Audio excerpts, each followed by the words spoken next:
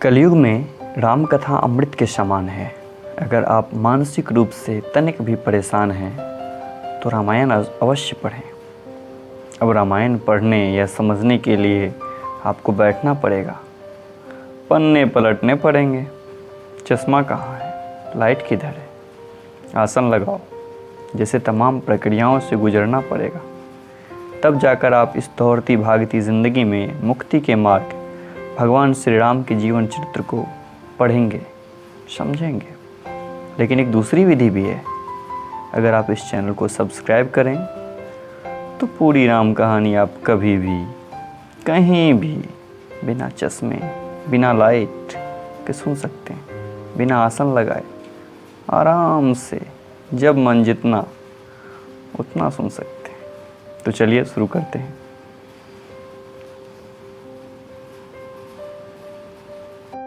महादेव बाबा विश्वनाथ की जय, माँ पार्वती की जय, सीता रामचंद्र की जय, पवन सुत हनुमान जी की जय।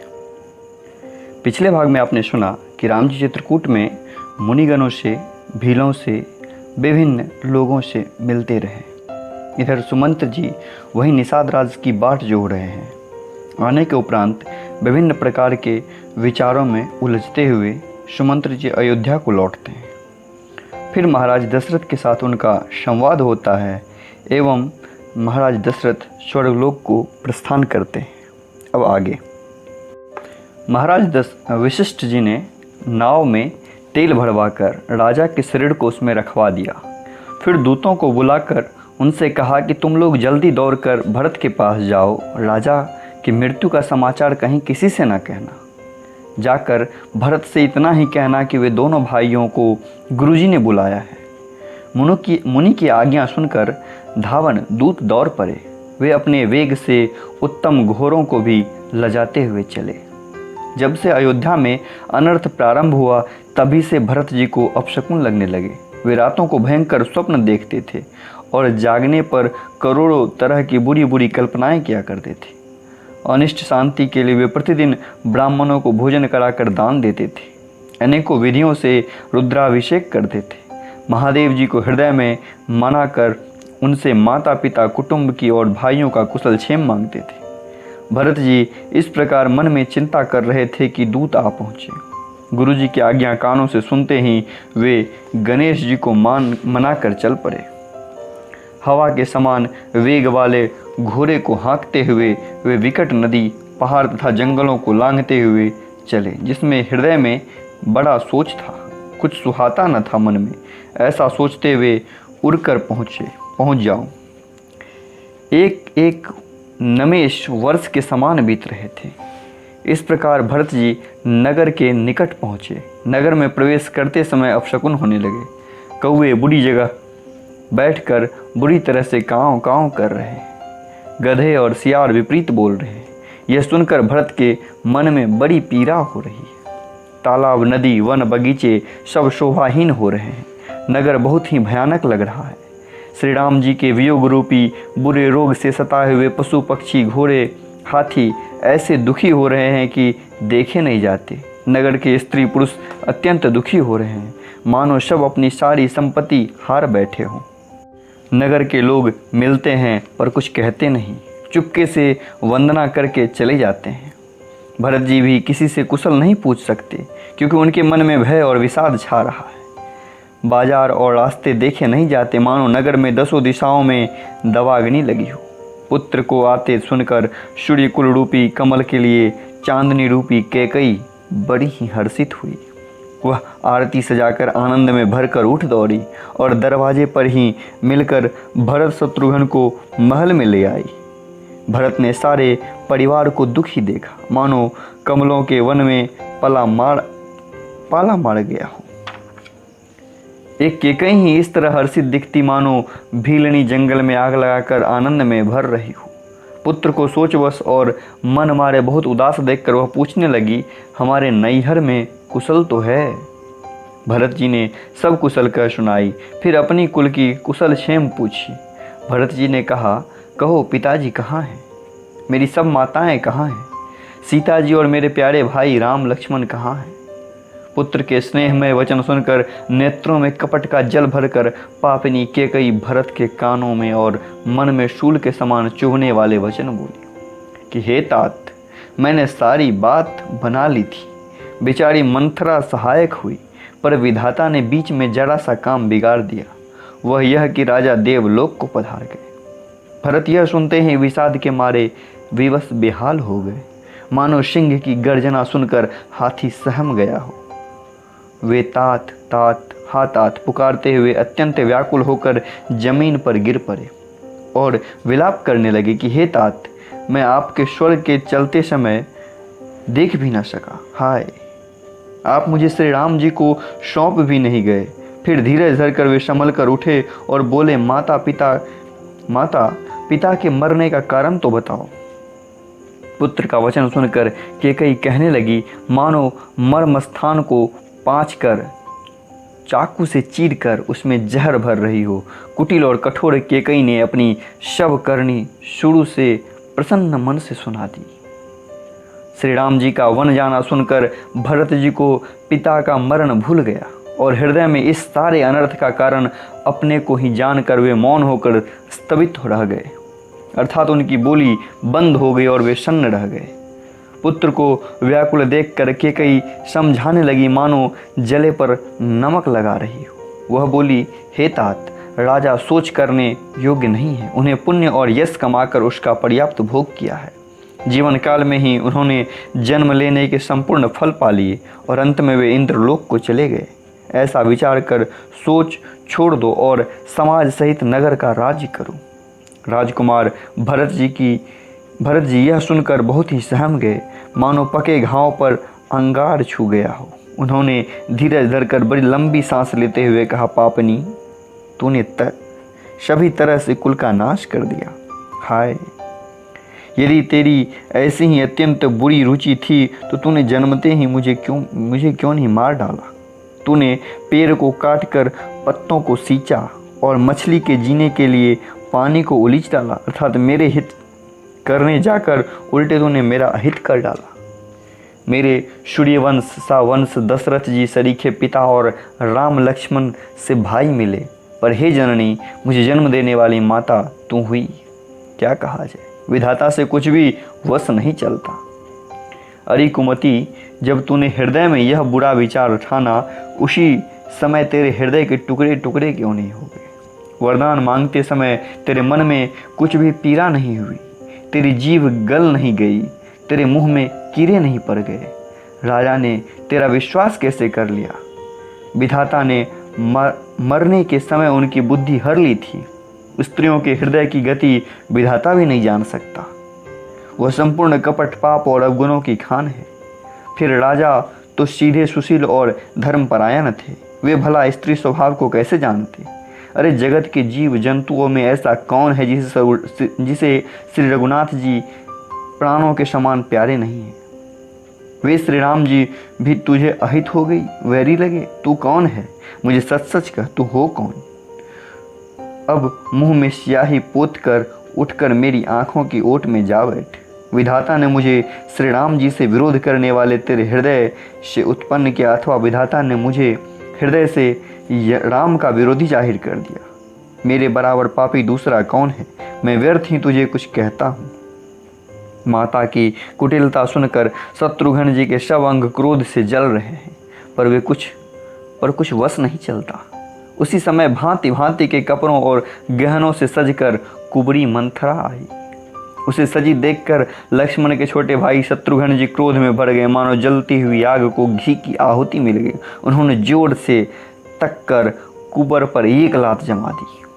वह चिल्लाती हुई मुंह के बल जमीन पर गिर पड़ी। उसका कुबर टूट गया, कपाल फूट गया, दांत टूट गए और मुंह से खून बहने लगा। वह कराती हुई बोली, हे देव, मैंने क्या बिगाड़ा, जो भला करते बुरा फल पाया। उसकी यह बात सुनकर और उसे नख से शिखा तक दुष्ट जानकर शत्रुघ्न जी ने झोटा पकड़कर उसे घसीटने लगे। तब दयानिधि भरत जी ने उसको छुड़ा दिया और दोनों भाई कौशल्या जी के पास गए। कौशल्या जी मैले वस्त्र पहने, चेहरे का रंग बदला हुआ व्याकुल हो रही हैं। दुख के मारे बोझ से शरीर सूख गए हैं। ऐसा दिख रही मानो सोने की सुंदर कल्पलता को वन में पाला मार गया हो।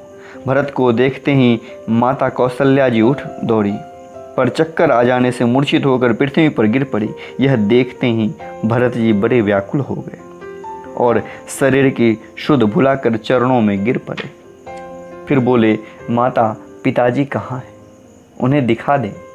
सीता जी तथा मेरे दोनों भाई राम लक्ष्मण कहाँ हैं?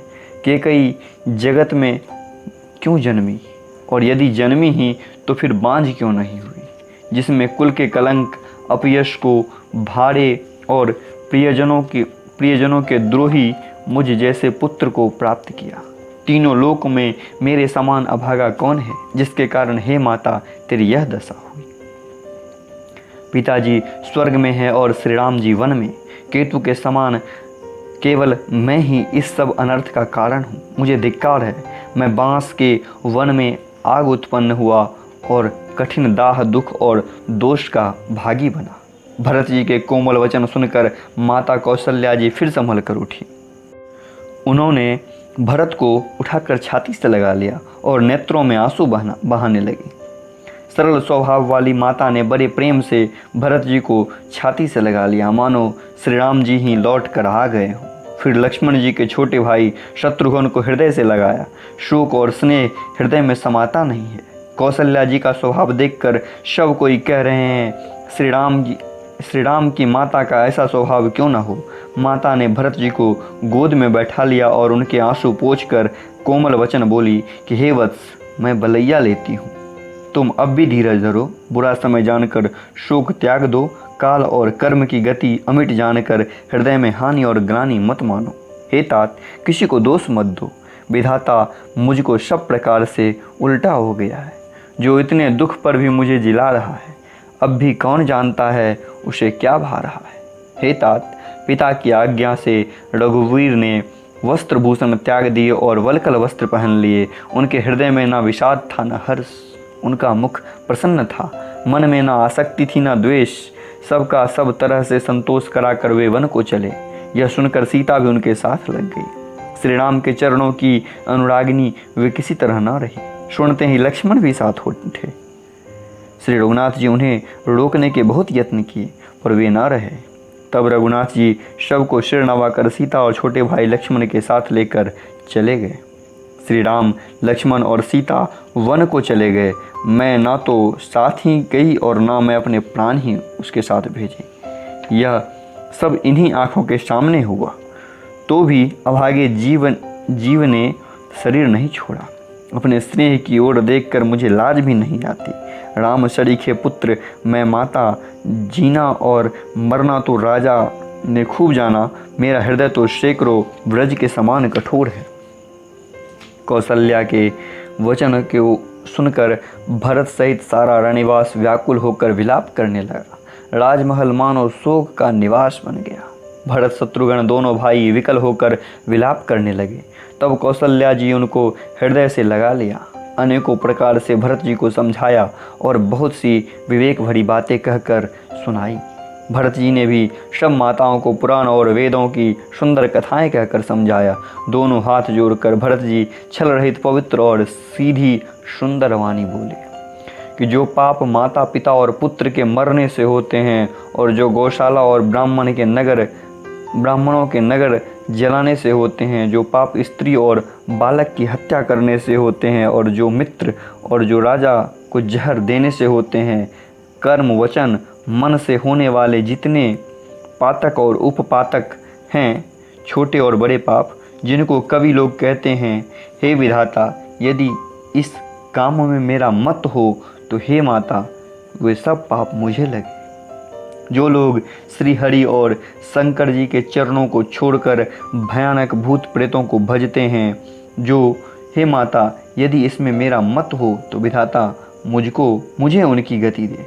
जो लोग वेदों को बेचते हैं, धर्म को दूह लेते हैं, चुगलखोर हैं, दूसरों के पापों को कह देते हैं, जो कपटी, कुटिल, कलह प्रिय और क्रोधी हैं, तथा जो वेदों की निंदा करने वाले और विश्व भर के विरोधी हैं, जो लोभी, लंपट और लालचियाओं का आचरण करने वाले हैं, जो पराये धन और पराये स्त्री के ताक में रहते हैं।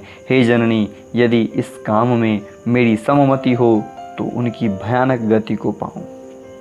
जिनका सत्संग प्रेम में नहीं है, जो अभागे परमार्थ के मार्ग से विमुख हैं, जो मनुष्य शरीर पाकर श्री हरि का भजन नहीं करते, जिनको हरि हर भगवान विष्णु और शंकर जी का सुयश नहीं सुहाता, वे वेद मार्ग को छोड़कर वाम वेद प्रतिकूल मार्ग चलते हैं, जो ठग हैं और वेश बनाकर जगत को छलते हैं। हे माता, यदि मैं इस भेद को जानता हूँ तो शंकर जी मुझे उन लोगों की गति दें। माता कौशल्या जी भरत जी के स्वाभाविक ही सच्चे और सरल वचन को सुनकर कहने लगी कि हे तात, तुम तो मन, वचन और शरीर से सदा ही श्री रामचंद्र के प्यारे हो। श्री राम तुम्हारे प्राणों से भी बढ़कर प्राण हैं, और तुम भी श्री रघुनाथ जी को प्राणों से भी अधिक प्यारे हो। चंद्रमा चाहे विष चुआने लगे और पाला आग बरसाने लगे, जलचर जीव जल से विरक्त हो जाए, और ज्ञान हो जाने पर भी चाहे मोह ना मिटे, पर तुम श्री रामचंद्र जी के प्रतिकूल कभी नहीं हो सकते। इसमें तुम्हारी सम्मति है। जगत में जो कोई ऐसा कहते हैं, वे स्वप्न में भी सुख और शुभ गति नहीं पावेंगे। ऐसा कहकर माता कौशल्या जी ने भरत जी को हृदय से लगा लिया। उनके स्तनों से दूध बहने लगा और नेत्रों में जल छा गया। इस प्रकार बहुत विलाप करते हुए सारी रात बैठे बैठे बीत गई। जब वामदेव जी और वशिष्ठ जी आए, उन्होंने सब मंत्रियों तथा महाजनों को बुलाया। फिर मुनि वशिष्ठ जी ने परमार्थ के सुंदर समयानुकूल वचन कहकर बहुत प्रकार से भरत जी को उपदेश दिया। वशिष्ठ जी ने कहा, हे तात, हृदय में धीरज धरो और आज जिस कार्य के करने का अवसर है उसे करो। गुरु जी के वचन सुनकर भरत जी उठे और उन्होंने सब तैयारी करने के लिए कहा। वेदों में बताई हुई विधि से राजा की देह को स्नान कराया गया, परम विचित्र विमान बनाया गया।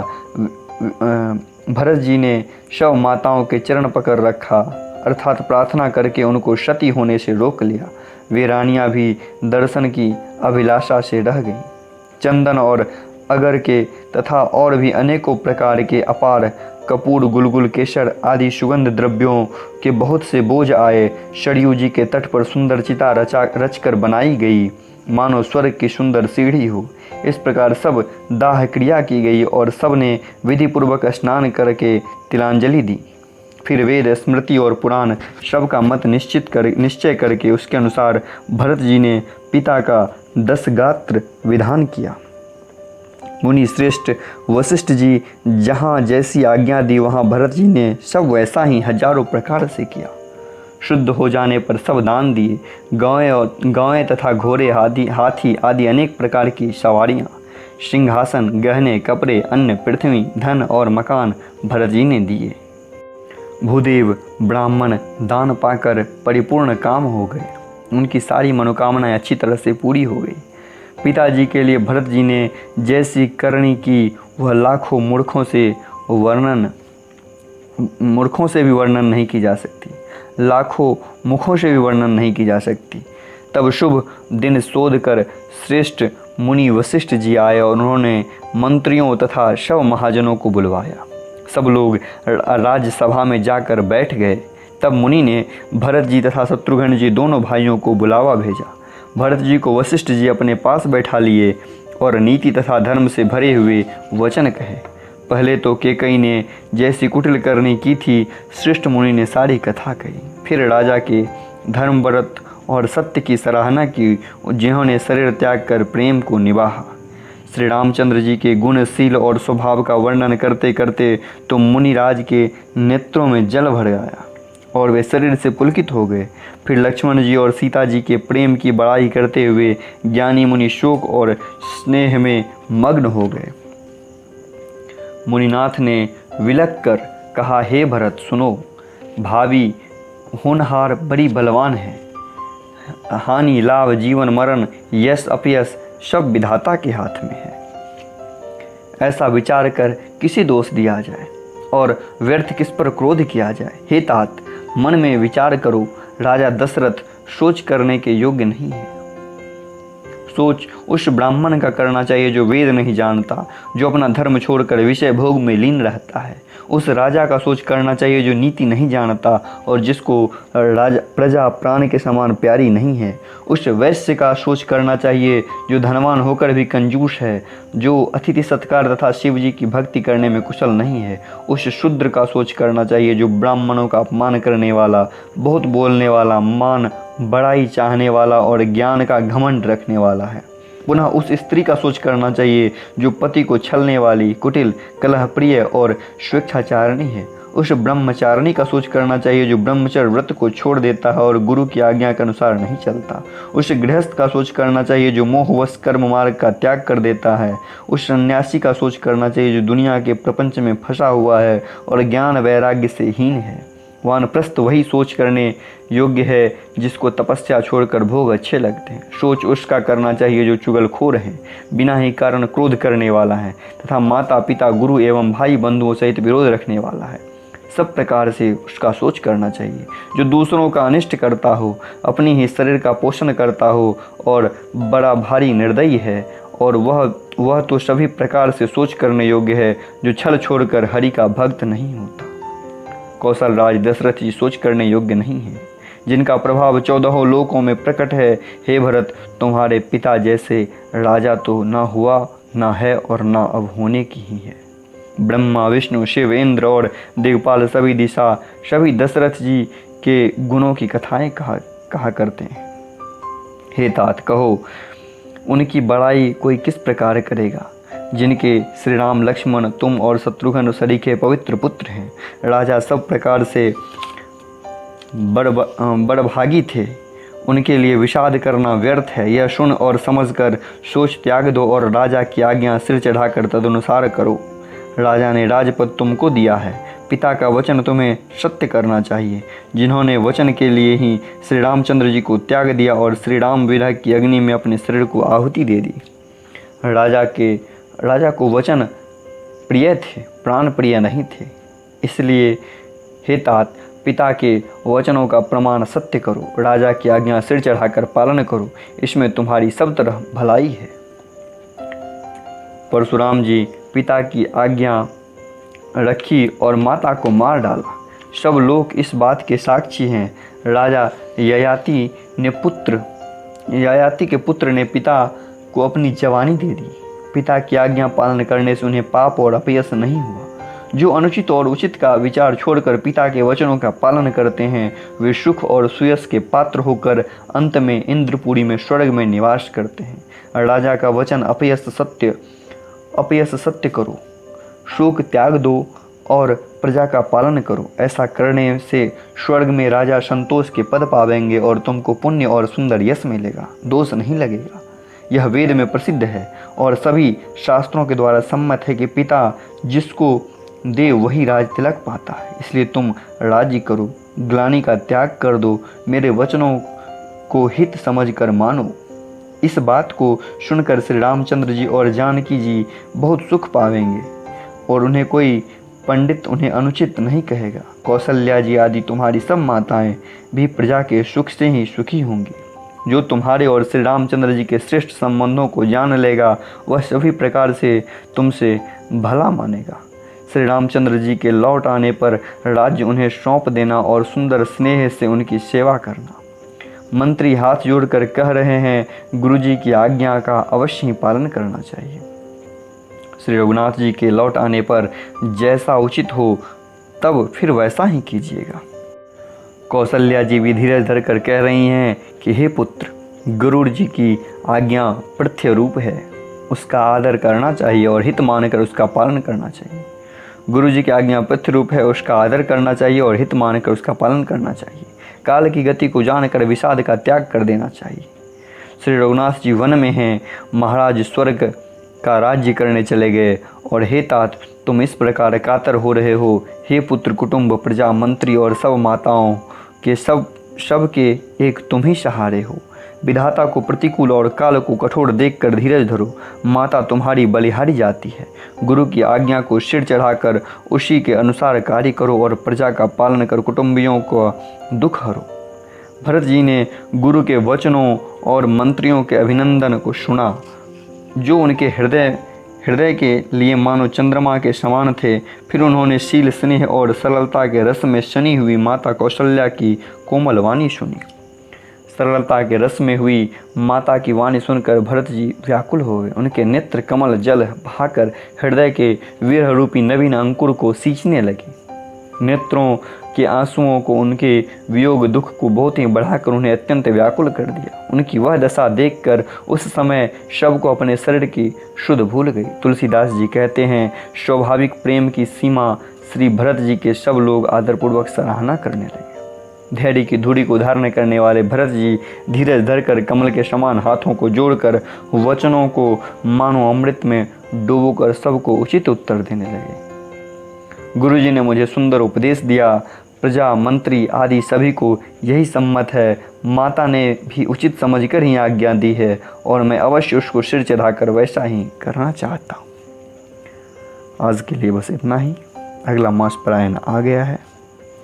महादेव बाबा विश्वनाथ की जय, माँ पार्वती की जय, सीता रामचंद्र की जय, पवन सुत हनुमान जी की जय। जय श्री राम।